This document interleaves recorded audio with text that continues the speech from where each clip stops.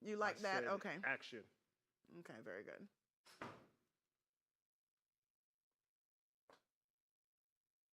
I won't say it. Whoa, wait a second. Hopefully I don't read that fast over it that I just say it. Jesus.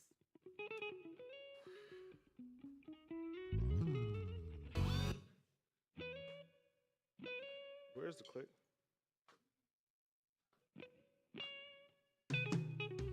Oh, dear God, thank you, Jesus. Thank you for who you are.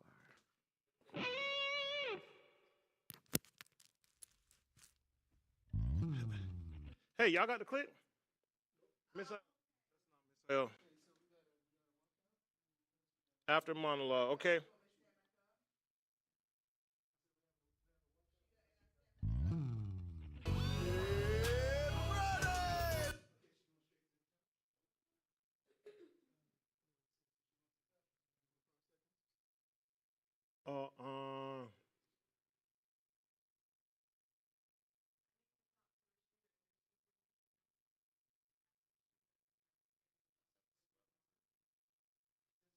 There's no click.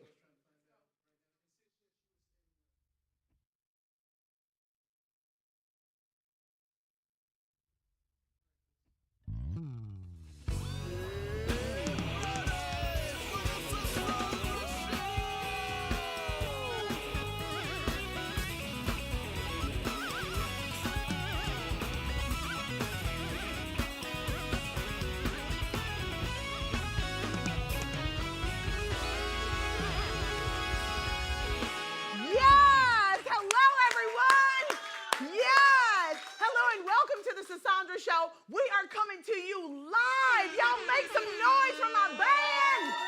Woo! Fellas, listen. This is amazing.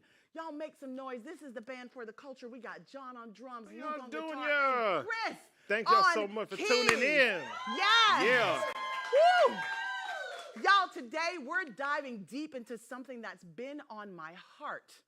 The art of shedding the weight of expectations that folks throw our way. You know, those heavy bags of shoulds and musts that don't really belong to us. I've been there, feeling the guilt creep in because I couldn't carry the load of everyone else's dreams and demands. But guess what? It's time to unzip that baggage, kick off those ill-fitting shoes, and dance to the beat of your authentic rhythm. Think about it like this. You're not a suitcase or someone else's stuff. Those expectations, they're like clothes that don't fit. And it's totally okay to just take them off. Not if you're in public, but just take them all off. The moment you realize that the guilt is just a hitchhiker, not a permanent companion, things start to change. So join me on this journey of peeling away those layers, finding the real you underneath, and embracing the beauty of being unapologetically authentic. Get ready for some heart-to-heart moments on the Sisaundra Show today, where we're all about lightening the load and letting your true self shine. So with that, y'all grab that bubbly beverage, get all comfy, and let's get this show started. Yeah! Let's get it started! Woo! Yes! Listen, it's time to get it started. Oh, yeah. Okay? Oh, my God. Y'all know what that means. Y'all know what that means? Everybody looking at me like, what does that mean? It's tea time, y'all. Listen, it's tea time where the tea is hot, the gossip is spicy, and the drama is served in a cup with a saucer. It's time to sip, spill, and savor the juiciest brew with us. Are y'all ready? Yeah. So, woo! Now, this tea right here is hot, y'all. Marvel may have dropped him, but DC swooped right in. Guess who? Y'all take a guess. Come on, I said Marvel, I said DC. Y'all, it's Jonathan Majors. He signed, sealed, and delivered that deal to DC Studios with a $20 million contract. Now, did y'all see him a few weeks ago when he was in the car and he was trying to run from the lady that he wanted her to be like Coretta Scott King. And all of, did y'all see that? And every time that they hit a block, there was a camera. And even though they found him guilty in court and Marvel dropped him, DC was like, we got this. And they sent that man a $20 million deal. So make it good. It's all good. It's all good. So listen, next. Whoop. Hold on to your seats because Martin had a whole reunion at the Emmys, not the Grammys, at the Emmys, and they spilled the tea that had me thinking. Now, y'all, how is Martin still a classic without an Emmy? Oh, man. How? Didn't y'all watch Martin too? Yeah. Shouldn't he have an Emmy? Shouldn't that show have an Emmy? I cannot believe it. Season after season, syndication after syndication, and not a single golden statue? That's wow. I hope the Emmys were listening last night since they invited them on, and maybe they're going to give them an Emmy for, I don't know, syndication or something. People who missed an Emmy should get like an Emmy from before. Anyway, that's another story. Next, guess who snagged their first Emmy? Anybody going to make some noise up in here? What's up with y'all? Y'all had all them parties and barbecues and parades yesterday, and now everybody's like, we got the itis. Y'all got that party itis or something going on. Listen, she won her first Emmy, Niecy Nash. Come on. Listen, after that killer role in Dahmer, y'all remember that movie, Jeffrey Dahmer? She played that role like nobody's business. She had to bring home the gold. Y'all, she killed it. I'm not supposed to say that word. She unalived it. I don't know. But no, seriously. She has done so many amazing things in the industry. And in her speech, she said, I want to give thanks to myself. Did y'all hear that? And baby, I felt that thing. I felt that thing. All that hard work, all the hard work that we do day in and day out, we have to applaud ourselves. Why don't y'all applaud yourselves right now? Come on. And Niecy Nash, congratulations. She said it is about self-esteem. It ain't about mom-a-neem. It ain't about them-a-mean. It's about self-esteem. I love it. Next. Woo.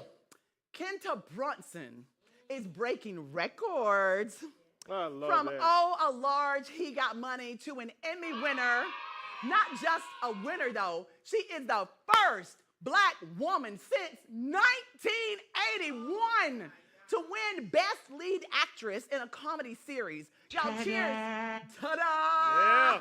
That's what I say. Cheers to Kenta and breaking those outdated records, because I think we all want to know how it's been that long since a Black woman has won that award. But anywho, let's move it on. Next. Remember when I warned y'all about Michelle Obama's fears? Well, here's a glimpse into her nightmare. For our former President Trump is projected, no, he ain't projected no more. He won that thing, y'all. He won the Iowa caucus. Hello. And not only did he win, only someone like him can like go through what he's been through and still get like not another chance, not a second chance, not a third, fourth, fifth, sixth. This man is getting so many chances because y'all know dang well Obama would have never got away with all of that, would he? No. He would have never. So let me tell you what's going on right now. So in the Iowa caucus, now DeSantis came in a far second, Governor DeSantis, and then, oh my gosh, what's the guy's name? Vivek. Vivek dropped out of the race. He did him, DeSantis, and then Trump. So y'all want to know what's going on in politics? That's what's going on. Do not forget to get out and vote. If you have not registered to vote, go register! Okay. Come on! Listen, the irony on Aaliyah's birthday. Y'all, R. Kelly alleges he didn't know about the lawsuit that just cost him $10.5 million. He said he can't read beyond a grade school level, but shoot, I wouldn't be able to read or understand either if I was being sued for that much. I mean, even if I could read, I'd just be like, are y'all serious? $10.5 million? Child, Wisdom's been chasing him, but I think he's playing like Wisdom trying to catch up with him. He's moving too fast. The Wisdom ain't jumped on him yet. But the thing is, $10.5 million, he had 6 victims that sued him, and his manager. And so his manager, if I'm not mistaken, don't y'all quote me, but I believe 20 months. He got 20 months in prison. And then he had to pay the $10.5 million.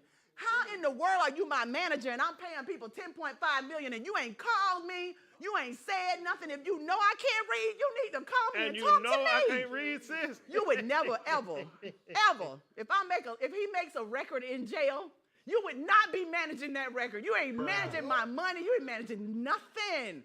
So, next. Speaking of folks locked up. Y'all, Blueface is locked up. And we may not see him on the ground for a while. Speaking of folks being locked up, Blueface is behind bars as of today, if I'm not mistaken. But he says he loves it there. Kids, don't listen to that. There is nothing lovely in prison at all. I'm just shaking my D head right about now. That's darn. I'm shaking my darn head. So brace yourselves. We might get a little break from all the Blueface until I came on set. And then I saw that somebody recorded a memo of him on the phone talking about he loves it in there. So we may not stop hearing from him. You can't but y'all get rid know of he got arrested about, a little while ago because he had a gun and he shot at somebody in Las Vegas. So no one really understands why that he's locked up right this moment, but it's because of him violating his probation. And y'all, guess who showed up at the prison with him today? Christian. Can't be nobody else. Yes, she did. Nobody else. Yes, she did. She was right there. She is fighting for her man. Her and Jaden's man. I mean, whoever's man it is. That ain't somebody's man. It's somebody's man. She's watching him. Listen, so with that being said, we are praying that he's going to be okay. His mom said that he's in there, he's in jail, but mama, he is having a good time. He said he loves it. Somebody say he loves it because he's in there with his friends.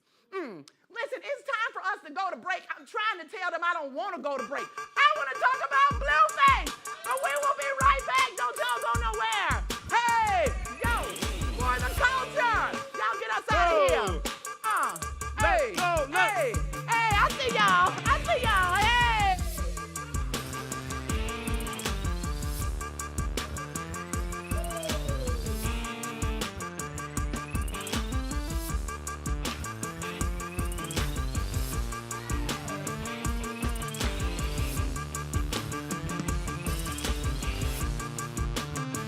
Here you go.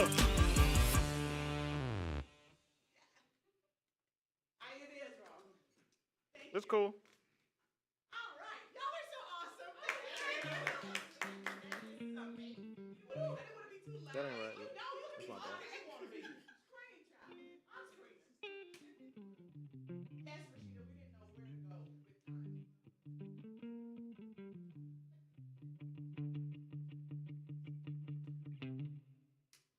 Okay.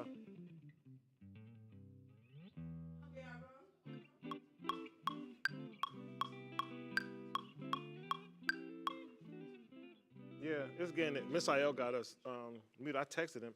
Hey, while we got some seconds, Miss IL, if you can.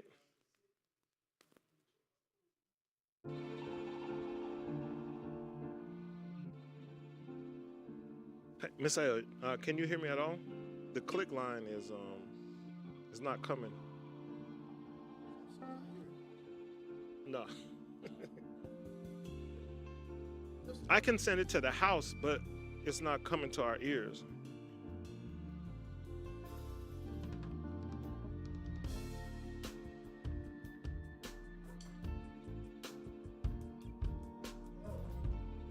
Yeah, it should be clicking right now.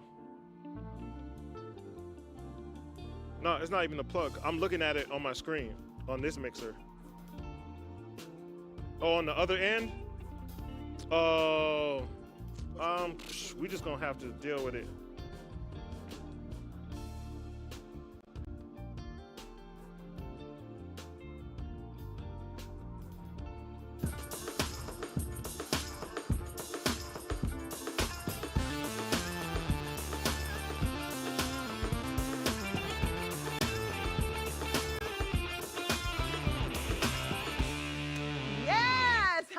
welcome back to the Sisaundra Show. Y'all, I hope you enjoyed that tea. It was hot.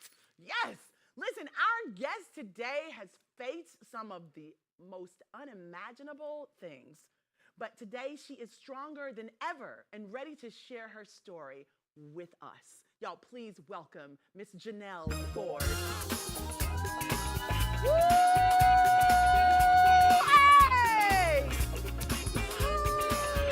Beautiful. Oh my God. Such a wonderful, beautiful lady. Oh, thank you. Woo! Hello, please have a seat. It's so wonderful to have you here. Thank you for this. You're welcome. It feels like Christmas still. Thank you so much. Can I put this right here for now? Yes, okay, no I'm going to put it problem. here for now. All right, so this is all about you. First of all, how you doing? I'm blessed. Yes, I'm you are. so happy to and be here. highly favored. Yes, ma'am. Come on now. So, hi guys. Hi guys. Can you share more about your childhood experiences? Being the oldest of 8, Yes. and living separately from your siblings due to your mother's drug addiction. Yes, ma'am. So, I was raised by my father's mother. And, you know, Grandma. yes, raised in the church, loving family, loving home, cheerleading, you know, all of the above. But there was still a void there because I wasn't, you know, living with my siblings and my mother. Right. But it took a while for me to realize the voids and the emptiness and the Right. brokenness. But I was fortunate to have my grandmother in my family. But yes. That's beautiful. Yes. Did you see your mom during the time that she was struggling with her addiction? I did. You did. And I thank God for my the heart that I have because I remember being at the cheerleading games and my mother would come. Sometimes she would even be slightly intoxicated, and I still would love her. love on her. Aww. You know, most people would run and hide behind a building or whatever, but my mom she's a lover. So even in her addiction back then, everybody loved her. You could so still feel her heart. yes. Wow, that's so beautiful. yes. That's beautiful. So growing up in a challenging family environment, I know it was hard. How did your father rather play a role in your upbringing? Well, my father and my mother both had a drug addiction. Your dad too? Yes, Wow. they both had a drug addiction. I'm so sorry. You know, in and out of, you know, incarceration or whatever. So it was, you know, it was me and my grandmother and you know, my extended family, basically. Did you get to spend any time or quality time with your father, or was he just in and out just like your mom? Did you ever have like any kind of family setting with him or her? Well, I always loved my dad, but back then, in my dad's addiction, he was more like my big brother. Really?